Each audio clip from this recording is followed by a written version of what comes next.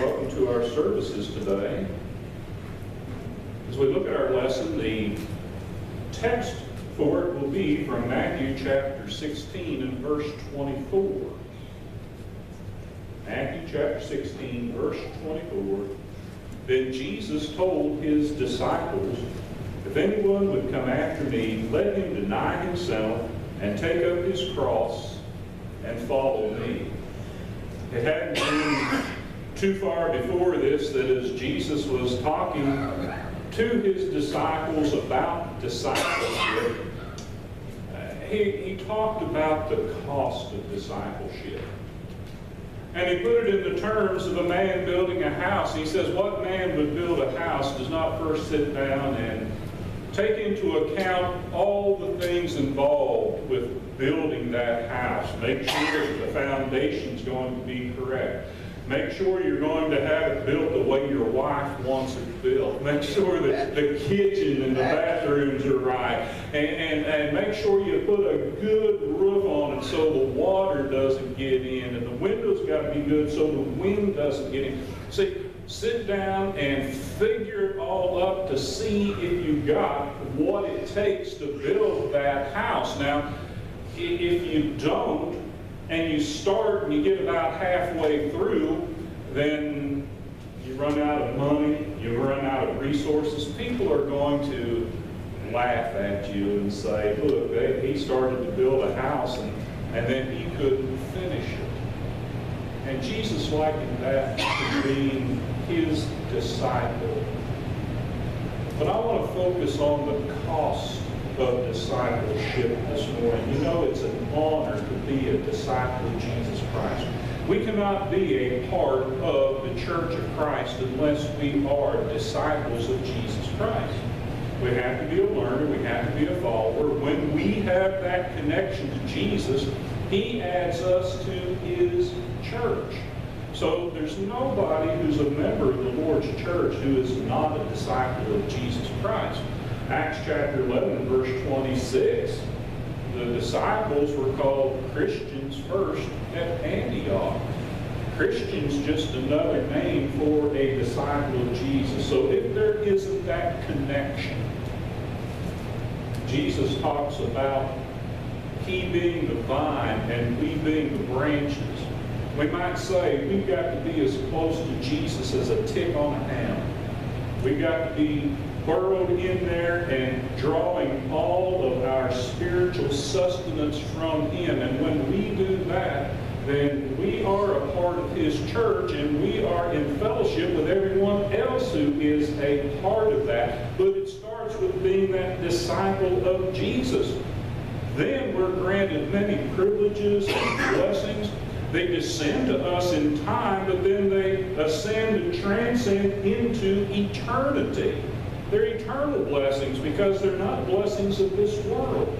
Yeah, there are a lot of blessings of this world that we receive from the providence of God.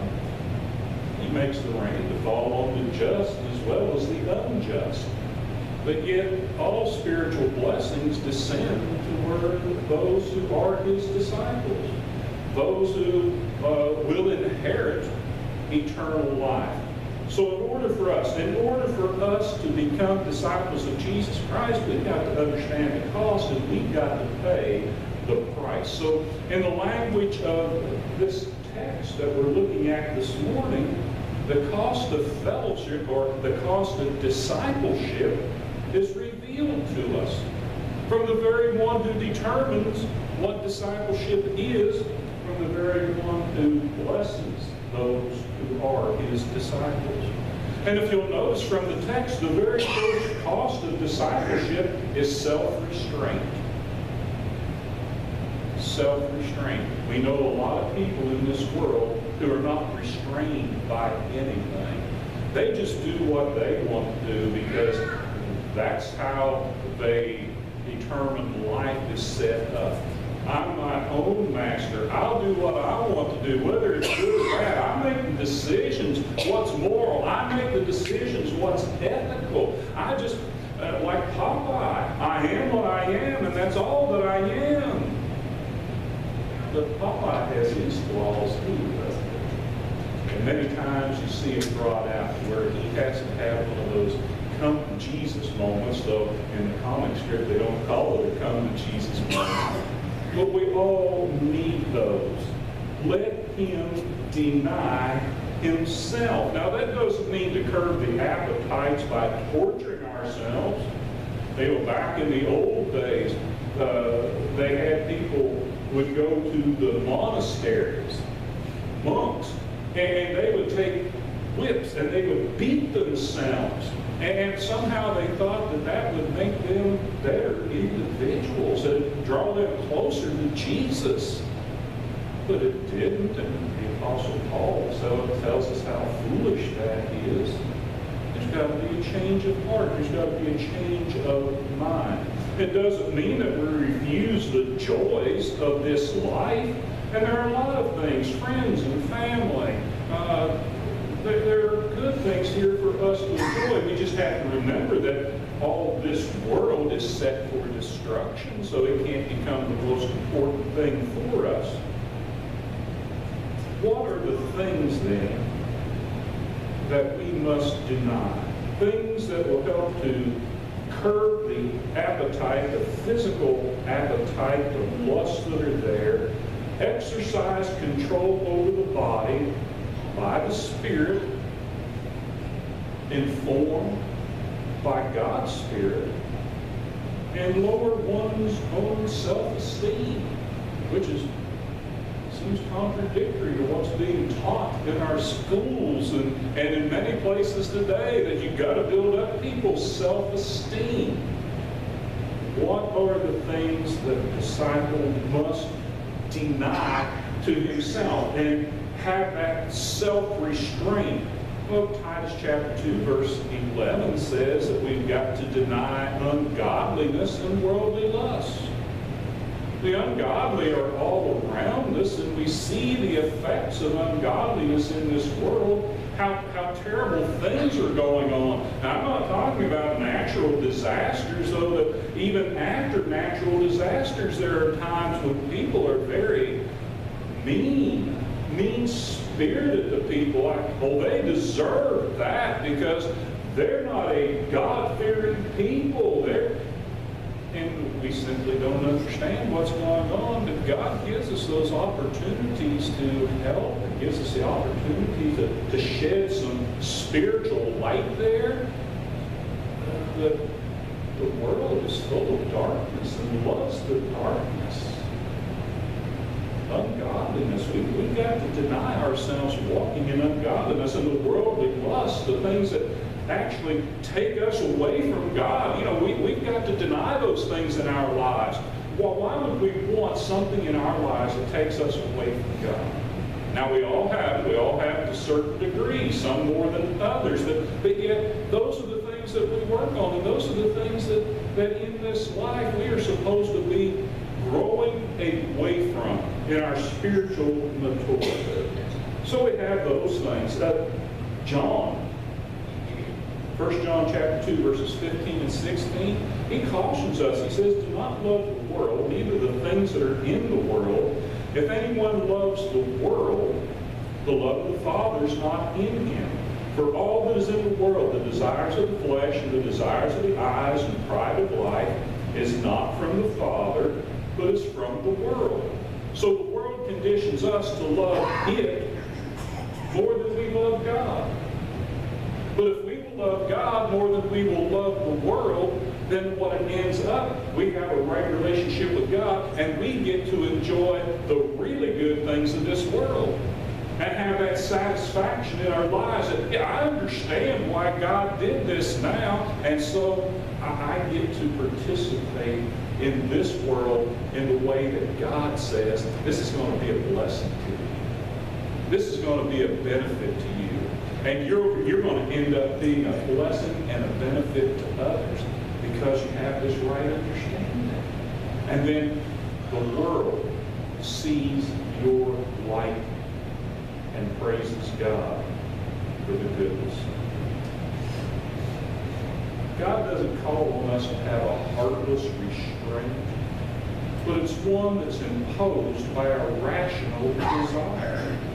a rational desire. I want to know God.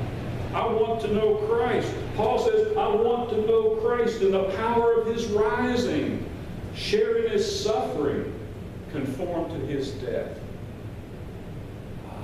That's when we really begin to live, because that's when our fellowship with God is secure. That's when we become like the tick on a ham, and we draw everything from Him. Even if there's no such thing, or were no such thing as eternal life, brothers and sisters, the Christian life would still be the best ethical model for us to follow. How can you go wrong in believing and practicing the golden rule? Whatever you would have others to do unto you, do unto them. For this is the law and the prophets. That's what God was trying to get Israel to understand. And Israel, He's saying, so conditioned to this world that they forgot it. And sometimes they forgot it and they just wanted that for their own little circle. Oh, that just includes our church. That doesn't mean I've got to treat people out there nicely. Doesn't mean I've got to consider them. Jesus never made that rule. Jesus would never agree to that. So the way that we live our lives, in that self-restraint, say, it's because we desire to be like Jesus. And we desire a closer relationship to God. Self-control is a law of development. There's a reason that we do not allow children to make contracts. There's a reason we don't allow little children to drive cars out on the highway. Because they're not ready to do it. There could be great damage that's done if we don't keep them under that control and teach them and get them to a point where they're mature enough to do those kind of things. So, self-control. If we don't have self-control and we just go and do what we want to do, at some point, somebody's going to control us. It may be our parents, hopefully. It may be the state, sadly. And think of how many people are incarcerated in the state of Texas. And what is the number one reason why they're incarcerated? They don't have self-control. They may not know how to practice self-restraint. And they live a life of misery because of it. One who disregards the law of development or the self-control part of it cannot grow. Because it's a law of protection. And when we ignore it, we expose ourselves to great injury, harm, whether it be physical, mental, or spiritual. We know the effects of trying to break God's law of gravity. But what goes up must come down. And you don't know where it's going to land once you set it off. So we've got to be very careful as Christ's disciples. Christ denies us ungodliness and worldly lust as a good parent withholds spoiled food or poisons from their children. A good parent would never allow their child to eat poisoned food. A good parent wouldn't do that. Our God is a good parent. And He doesn't want us to be hurt, doesn't want us to be injured. He wants us to have that self-control that brings us closer to Him on a day-to-day basis. So all commands are given out of a love that simply has our best interests in mind. God, when He says, don't sin, when you see a command that says, thou shalt not, what God is saying, don't hurt yourself. You break this law, and you will hurt yourself. And you'll hurt others too. So God gives us His way. Jesus Christ has given us His way so that we do not harm ourselves, but we live in that self-restraint.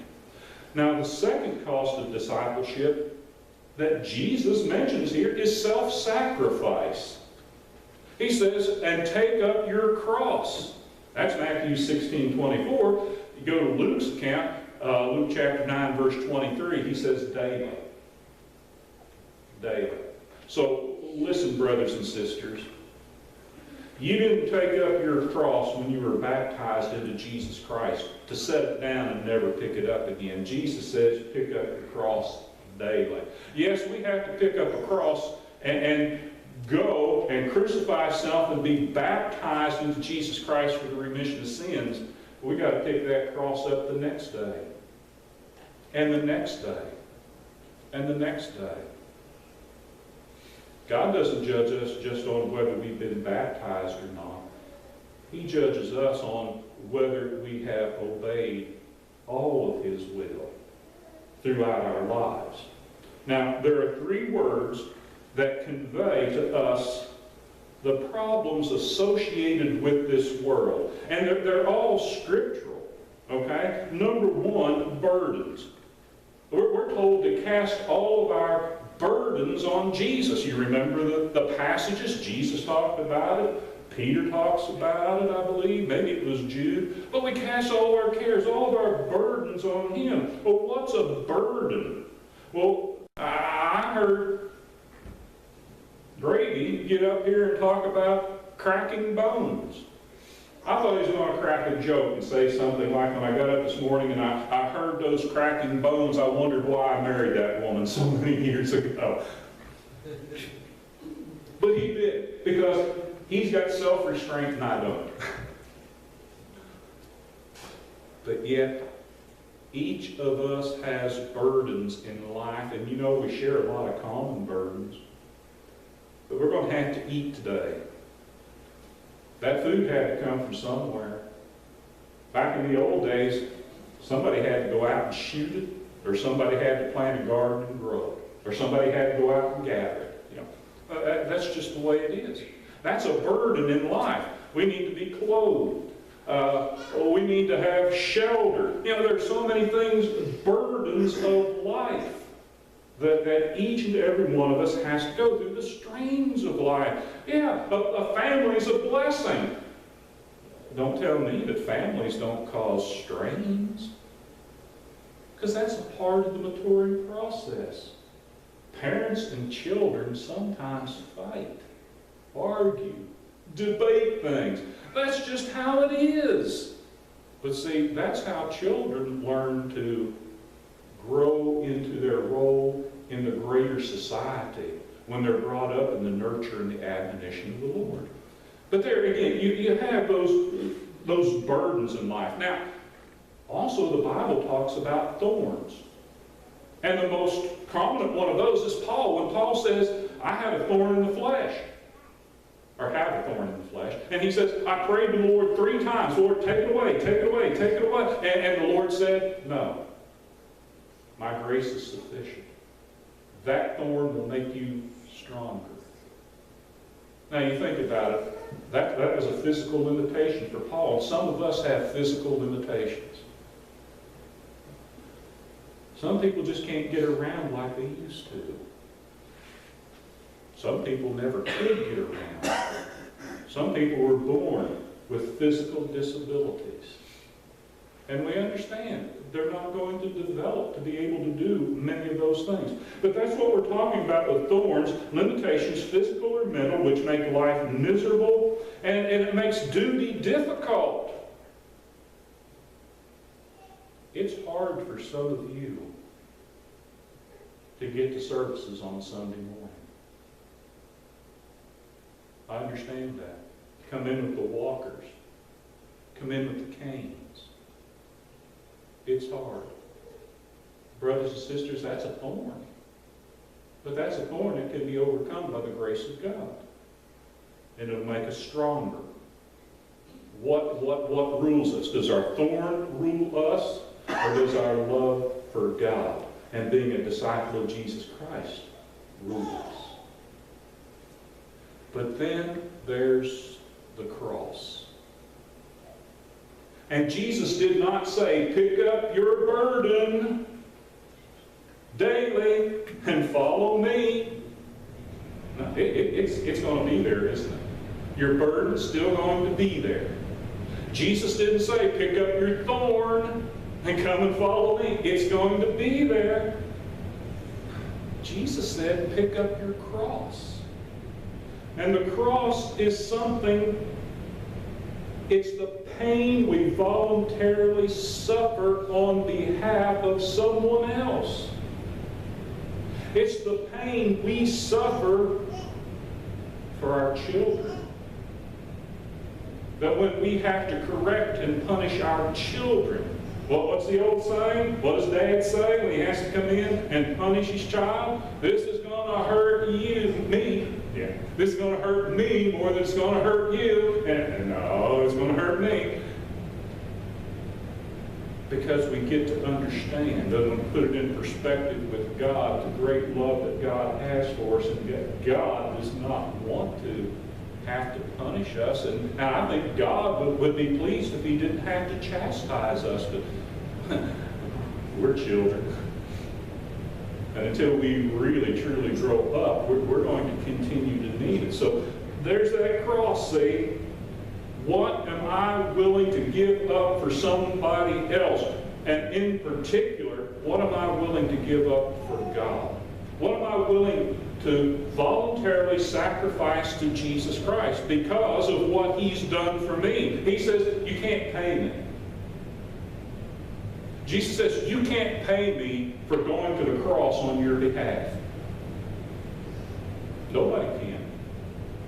It was a gift of God. It was from God's grace. Nobody can pay Him or repay Him for that. All the money in the world, all the treasures in the world couldn't do that, see?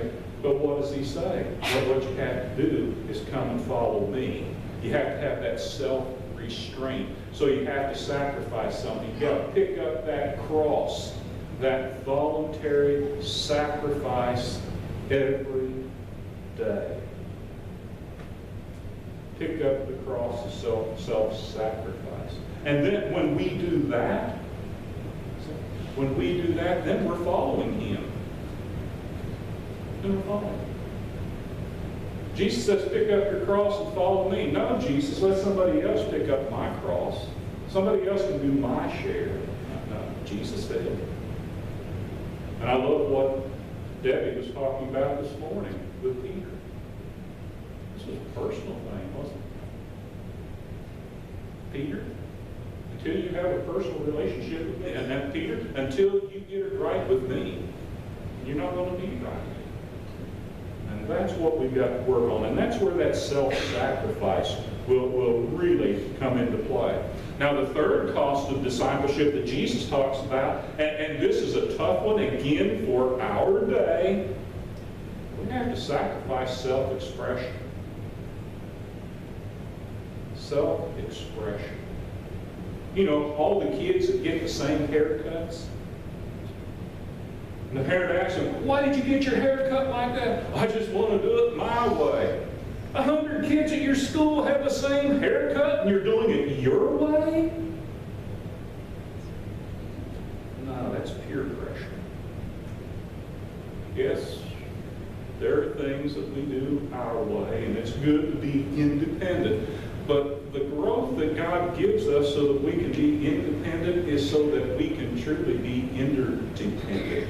Interdependent, so that we could actually work with one another as adults. As adults in the kingdom of God. To grow up. The Christian life is not all restraint, it's also activity. There are things that have to be done. It's not all repression, it's also expression. That's why we're told to rejoice. That's how we express thanksgiving to God. That's why we're told to worship in spirit and truth. That's what we do. That's what disciples of Christ should do. and find great peace in that. It is the cultivation of the higher self. There are a lot of women here, I'm sure, that love flowers. Love planting flowers, got lovely flower beds, you know. And they'll pride themselves on being good gardeners. But you know, there are certain people in the world that they have these greenhouses, hothouses, whatever you want to call them, and what they do is they cross-pollinate and cross-breed flowers so that they are searching for producing the most beautiful flower possible. It's just not planting the seeds and going out and making sure the weeds are out. They are actually trying to produce something so that they can take it to a horticultural show and say, look what I did.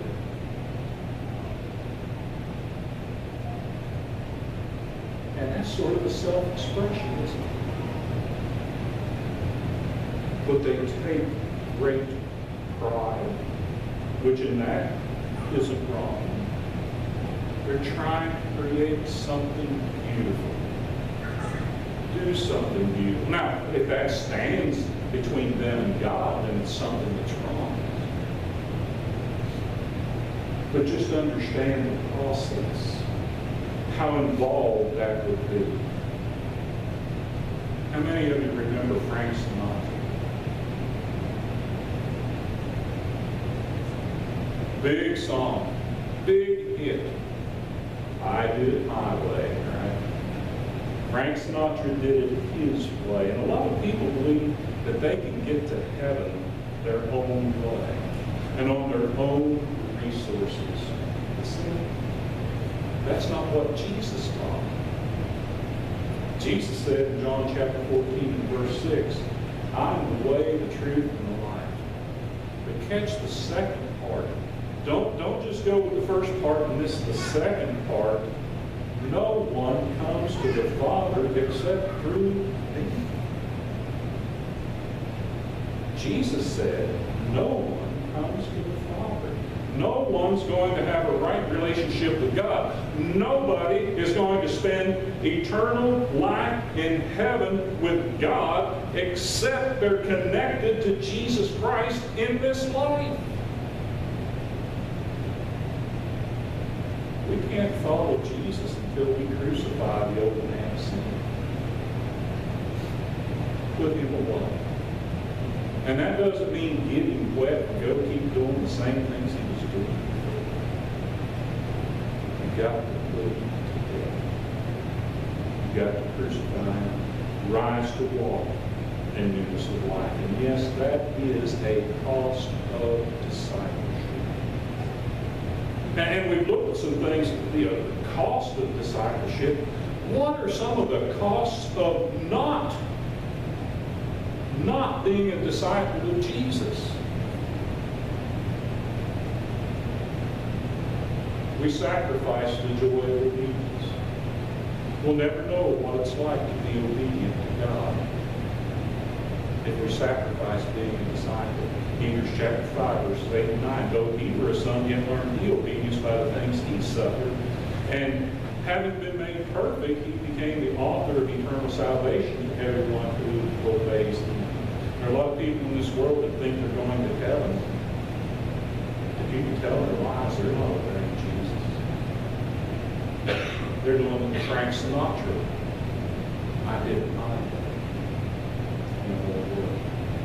We sacrifice access to the throne. John chapter 15, verse 7. Jesus said that for his disciples, ask. You ask anything and I'll give it to you. Now, of course, that's within the will of God. We're not connected to Jesus. We don't have access to the throne of God's grace.